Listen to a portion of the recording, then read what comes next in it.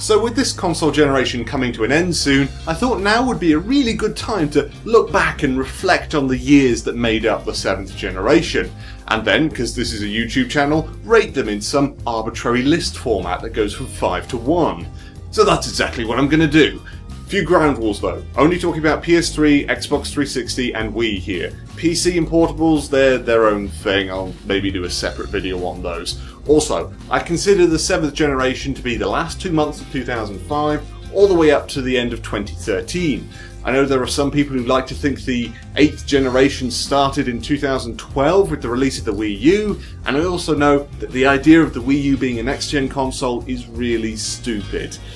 Also, not going to be mentioning every big game that came out each year, just the ones I thought were cool. If you think I missed out something big, then please feel free to mention it in the comments. Anyway, let's go. At number 5, 2011. It's the oldest year I'm going to cite in this video, and for me it marked the point where the 7th generation started to wind down a little bit.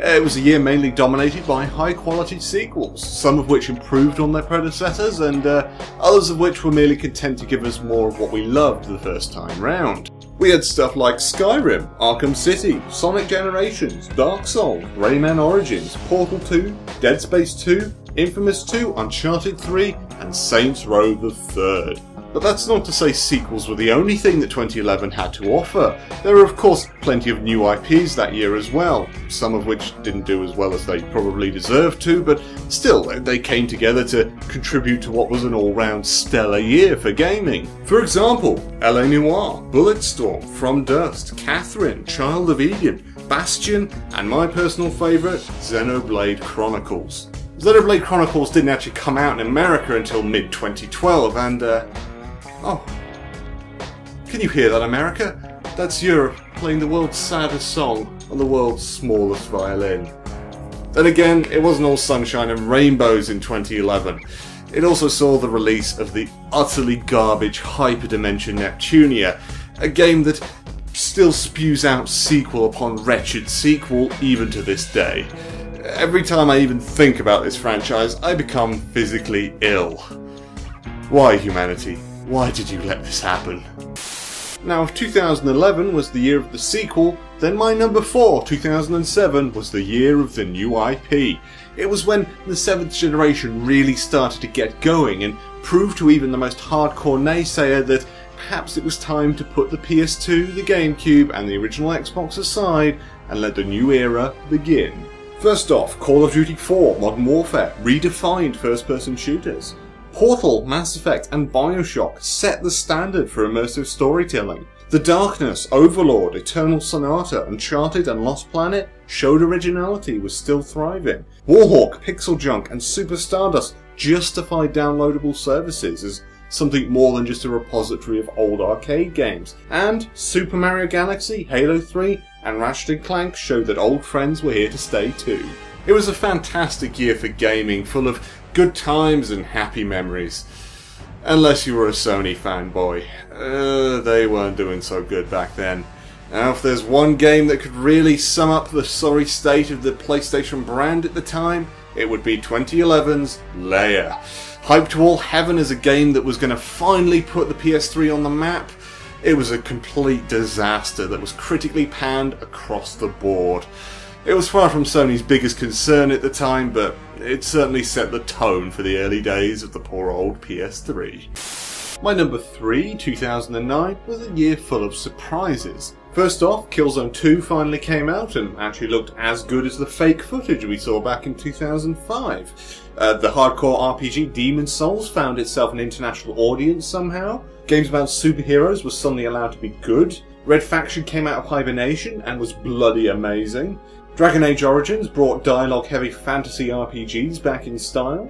Assassin's Creed 2 somehow made good on a lot of the first game's promises. A motion-controlled game about petals became my favourite game in the generation. An actually good Silent Hill game came out while no one was watching, and a company known for boring World War II shooters brought out a loot-based FPS RPG. But by far the biggest surprise of all was fighting games. They were back. Heralded by the excellent Street Fighter IV and the equally stellar BlazBlue Calamity Trigger, 2009 marked a resurgence in popularity that we're still enjoying years later. But not all surprises are good surprises, as I found out in 2009 with the release of Bayonetta Commando and Brutal Legend. Two games I'd somehow got in my head were going to be the greatest of all mankind's creations, which of course instead ended up being fairly mediocre. Not really been able to get hyped about a game since, really. I guess the disappointment was so poignant that it gradually transformed me into the cynical and pessimistic individual you see today. So yeah, thanks 2009. My number 2, 2008, probably has the least number of noteworthy titles of any year on this list. But oh my, what titles they were. 2008 was the year of resurrection, where old IPs came back bigger and better. Fallout 3 ensured that millions of students around the world would fail every single exam. Metal Gear Solid 4 took mind-bending narratives to a whole new level. Prince of Persia reinvented itself, only to be ignored by Philistines the world over. Burnout Paradise gave us an incredible racing game and all-round mayhem simulator. And Smash Bros. Brawl meant that the Wii actually had a mainstream game worth caring about. On the new IP front, Braid and Castle Crashers made us realise Xbox Live was serious business, and Dead Space made us believe that, for the briefest of moments, horror and tension actually had some place in modern gaming. 2008 was also the year the PS3 finally started to pick up a bit of steam.